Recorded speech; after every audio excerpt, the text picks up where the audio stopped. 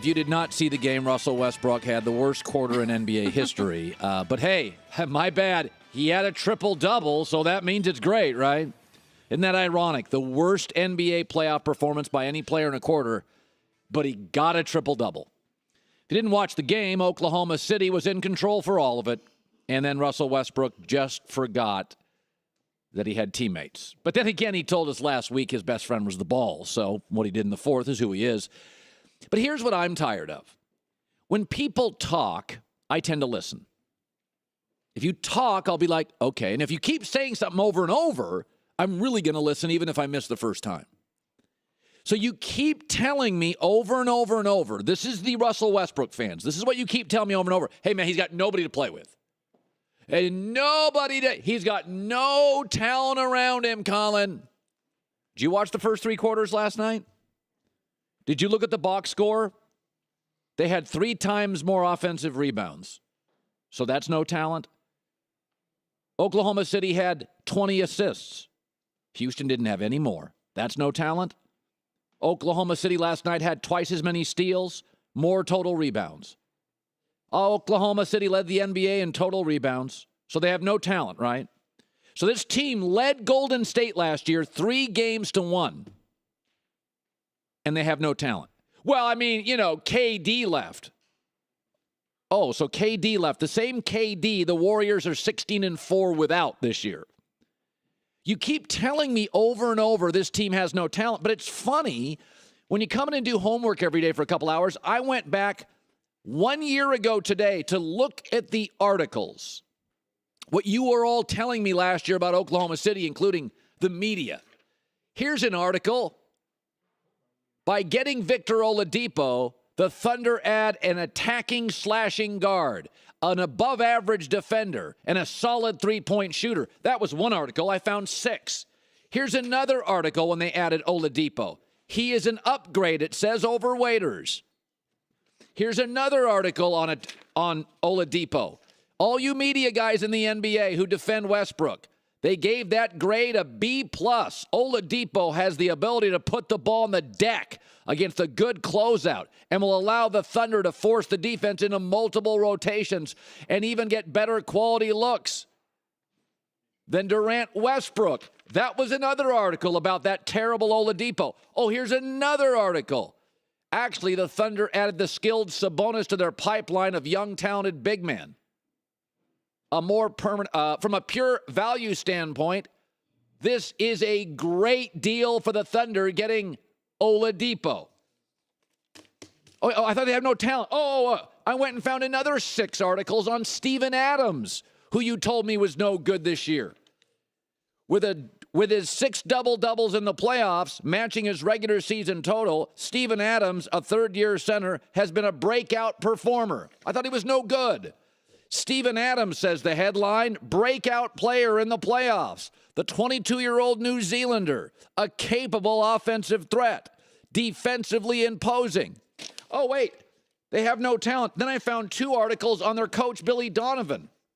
Because remember, you sent Scott Brooks packing because he stunk. He wasn't good enough. Then you got Billy Donovan. Thunder, their buy-in to Billy Donovan is paying off, so his coach is good. Billy Donovan, says another article, is winning his matchup against the NBA's greatest coach. So let me guess.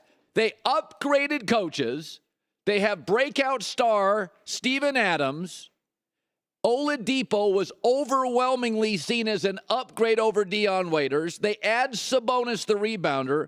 And last night at one point, this terrible Oklahoma City roster had Roberson, Adams, Oladipo, Grant, and Westbrook on the floor.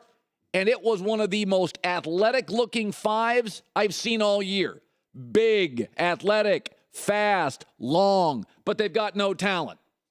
They led Golden State 3-1 last year, and you were lecturing me on, come on, OKC fans, how great this roster was, how great this coach was. Then you add Oladipo, media loves it. Steven Adams, great. Coach is out dueling Popovich. Now I'm supposed to believe they're terrible. I watched that game last night. For 3 quarters, you were controlling an excellent team in Houston. And then what happened in the fourth? Kanye Westbrook, and that's the reason we call him that. wildly talented but doesn't play well with others, who has acknowledged his best friend is the ball. Well, hell, that fourth quarter was an illustration. He shot the ball, he talked to the ball, he dribbled the ball. He didn't have any teammates.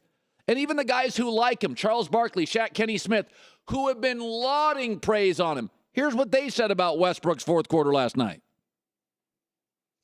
When you don't get a continuity of the offense, and he's so good that he could pass it, it gives movement. What I thought it became so predictable, and that's why he started missing, he just came down off the dribble, and they could lock in on him a little bit. It's what we call it settling. He settled for shots that he could get when the shot clock is running down. Kevin Harlan says he's taken, like at 13, he's taken 14 shots, and Reggie was like, what do you expect him to do? Nobody else is hitting. No, he wasn't hitting either. And they went on and on. Westbrook is everything I've told you he is. Wildly talented, generationally gifted, uniquely vertical, fascinating to watch. I've also told you he's the only player in the league, one of the only ones, I would take and buy a seat for my son to watch, more than LeBron. Don't put this in context. I'm not a Westbrook hater. I'm the guy that goes out and says he's unbelievable. I've said he's the best athlete in the league. I've said he's the one guy I'd take my son to. That ain't hating, brah. It's called context. What he also is a ball-centric, delusional, undisciplined wreck in crucial situations. That 1 year ago, you were criticizing Westbrook because he did what he did last night. You were criticizing him, but now I'm supposed to believe he's got no flaws. A week ago, my only friend's the ball. I know. We watched for 20 minutes of pure comedy. Adding context is not hating. Let me throw this out at you. Let me shift gears. I'm going to stay on Westbrook, but I'm going to throw this out at you. One of the things defending Westbrook has been, well, Colin, he shoots a low percentage because he doesn't have anybody to pass to. All right, well, besides just saying that, let's actually do homework on that. So, by the way, Michael Jordan, in the 6 years before he had Pippen, shot 52%. Just because you take a lot of shots, and Michael Jordan took a lot of shots, he was like Westbrook. Michael Jordan shot over 50% before he had great teammates and a great coach. So it can be done. So Russell Westbrook this year, when he didn't have any great teammates, he shot 43%. You got me there. Boy, you got me there. All right. Here's Russell Westbrook, 9 years with KD. Oh, he shot 43%. Okay, Colin. What about the years he had KD and Harden? Okay. Oh, he shot under 44% that year too. It doesn't matter if he plays with no superstars, one superstar, or two superstars. Under 44%. 13 NBA players. 13 took 20% or more of their team shots. He had easily the lowest percentage. Lowest field goal percentage. Many of those guys like Westbrook are easily the best player on their team.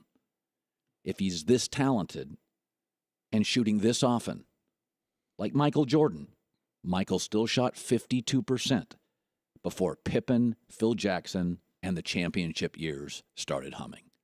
You can keep making excuses, dig a little deeper, and the truth is right in front of you.